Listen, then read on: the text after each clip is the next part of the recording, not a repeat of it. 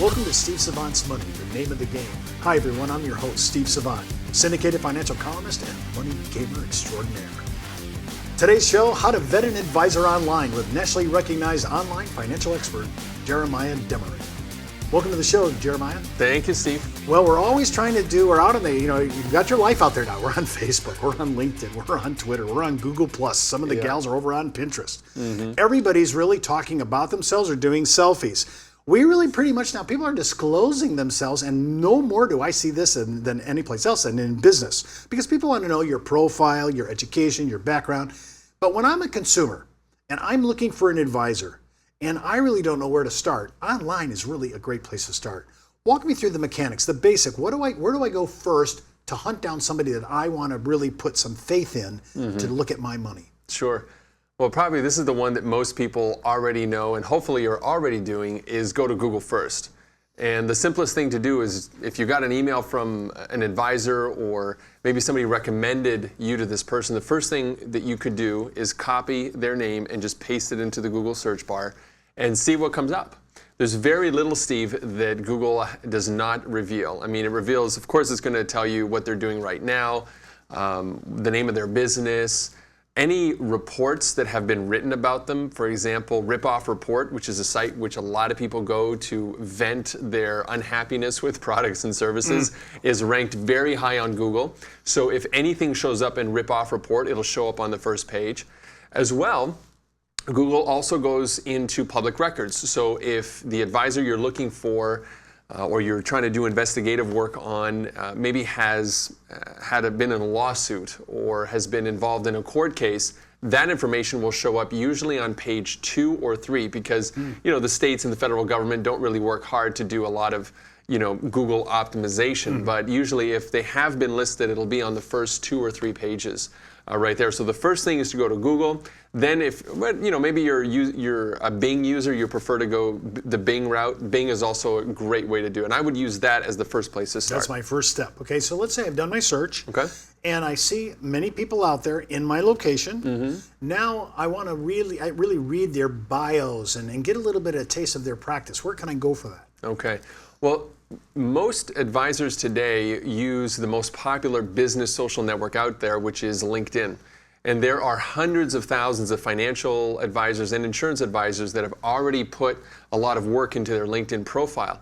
So the next place that I would go is to go to LinkedIn and look at the reviews that this financial advisor has. Now, I'll tell you that working in this industry for over 10 years, not a lot of financial advisors or insurance agents work hard to get reviews. So if you don't see any, don't be surprised. It's not that they're a bad advisor. It's just, they've been a little bit behind the game, as it were, to use that methodology, but that's quickly changing. So I would go on their LinkedIn profile, and usually that will give you their best online professional bio that they have available. If they have recommendations, even better, because now it shows you that they're really active in the online environment. And if you found them in the first place online, it's usually a pretty good indication they can help you if you see that they're already active online as well.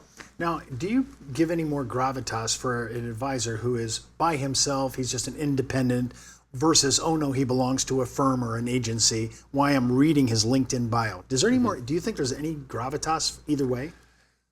You can take one of 2 roads on that. So one, you can think, okay, if I'm part of a larger agency, it's possible that I might get greater support. And that's usually kind of the argument that most insurance advisors use, that, hey, we're 20 people here, we're 40 or we're 50, or we're part of a group of 1,000, right? So we have specialists for all of this.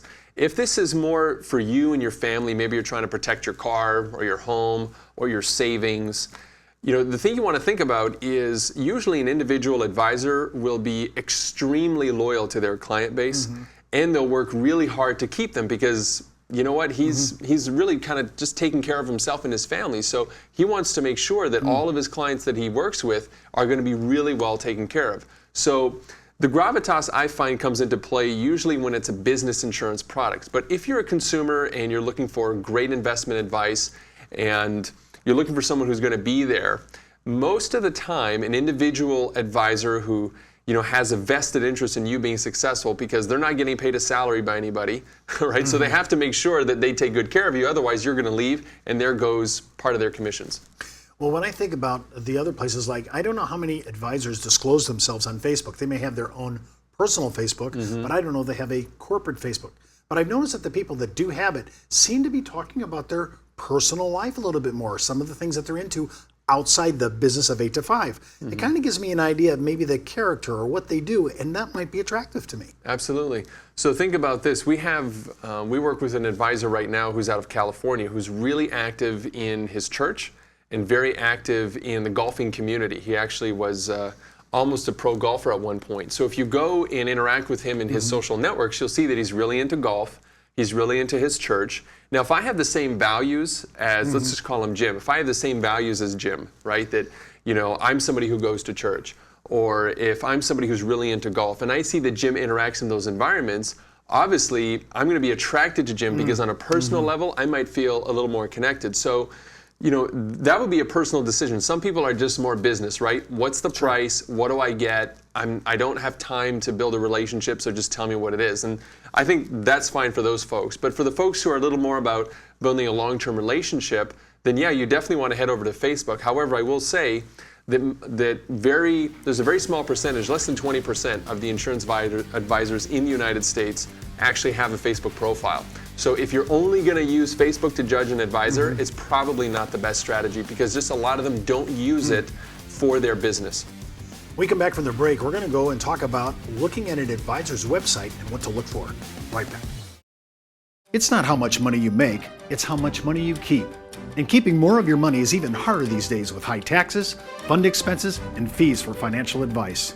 And when you consider the uncertainty of the market and the rising cost of living, the purchasing power of your dollar is constantly at risk. But a tax-deferred annuity with an inflation rider can be the most cost-effective way to generate increasing annual income without market volatility. For more information on how annuities may work for you, just email me at steve@thenameofthegame.tv and ask for our free annuity information. Welcome back to our second segment. Jeremiah, now I've been on LinkedIn, I've been on Facebook, I really looked at different aspects, I Googled at the front end, as you suggested. Now I'm ready to click on the LinkedIn or the Facebook, and I notice they have a website, so I click on it. I come to the website. What am I looking for? I'm a consumer. I'm trying to make it is a hard call to say I'm trying to make a judge of character on the first pass on a person's website. But there's some things to look for. What am I looking for? Yeah, well, it's so funny. It is a hard call, but it's actually something that happens psychologically on a deep, almost unconscious level. They did a study in the UK not too long ago where they showed consumers brands related to insurance. And you know that it takes us less than 1 second, it's actually 0.6 seconds to make a judgment of a financial website. So, you know, that should be something for us to think about, that if you're going to somebody's website and it doesn't look too good, you don't get that good feeling, the judgment has already happened usually before you even feel it. But if you do get up on that site and you find, okay, that you kind of get the warm and fuzzy, how can you kind of evaluate your advisor? Well, let me stop you there. Are you saying that from a consumer, I'm going onto the site and I'm making a judgment call on how it affects me from an emotional point of view? I haven't even done any math. I haven't searched out this person's bio. I'm just kind of there on their site. I'm making an impulse based on my talk about first impressions. How short was it? Yeah, 0.6 seconds. 0.6 seconds. That's short. Yeah. And there's even a whole industry of people who are paid 6 figures to study how people react with websites and to build these big insurance websites. However, if you're kind of doing something, you're a consumer and you're either looking for health insurance, life insurance, property insurance, home and auto, whatever it is, there's a few things you can look for that'll give you an idea as to maybe the speed of which of kind of service you'll get. Because really, when do we all need insurance? The worst possible time in our life, right? When we get hurt, when we get into an accident, when there's a break-in, when somebody passes away. So at that emotional moment in time, you want somebody who's going to be very responsive. And the way that they can show you that they are is what they have on the front end. So look for things like online quoting tools are really great, Steve. Most advisors today have access to online quoting systems where you can simply put in my height, weight, date of birth, maybe the amount of investments I have, and it can give me a quote instantly without talking to somebody. Or there's a form on the site where I can fill out and just give basic amounts of information and then just see how much time does it take for them to get back to you. Another thing to look for is, are these advisors part of any industry associations or groups? if there's somebody who's involved, there's a lot of groups out there that support insurance and financial advisors. If you see those logos on their website, it usually means that the advisor is a little more forward-thinking, cares a little bit more about the industry, and is not so much a boiler room that just wants to crush business and get people sold and move on to the next person. The final thing is look to see if that advisor has ever been mentioned in an article, favorably of course, not for a scandal, but have they ever been mentioned in the major media? Do they have a section where they have testimonials where other people have shared the great experience that they've had with them? Usually you'll find this under success stories or testimonials or happy clients or current clients. You'll see a list of those, and if any of those resonate with you, then that might be a good thing to check out. So you like that third-party endorsement by the advisor's clientele, and especially if they're being quoted in major media, because that kind of gives you some kind of authority issue that they actually know what they're talking about. Well, I want to shift gears a little bit. What about, I noticed that registered reps, people who actually do securities, retirement, mutual funds, ETFs, that they have different rules that their industry imposes on them. They can't be as outgoing about what they want to say. They can't have their endorsement button on LinkedIn. If I'm looking for a security side of this issue in the equation, I have to kind of do a little bit more investigation on a different platform. How do I go about that?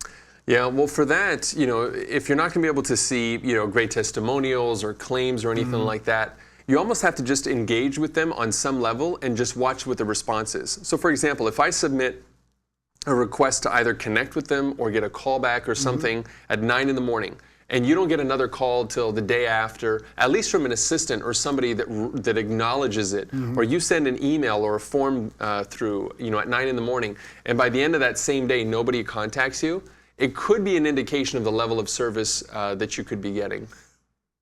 As consumers now, we really have a short time span. We are so ADD as a society. And when we actually take the time to contact an advisor, we're looking for some immediate gratification. Absolutely. And in fact, research has shown that when people get back to folks after 5 minutes to 1 hour, the chances of that person doing business with that company go down by at least 7 times.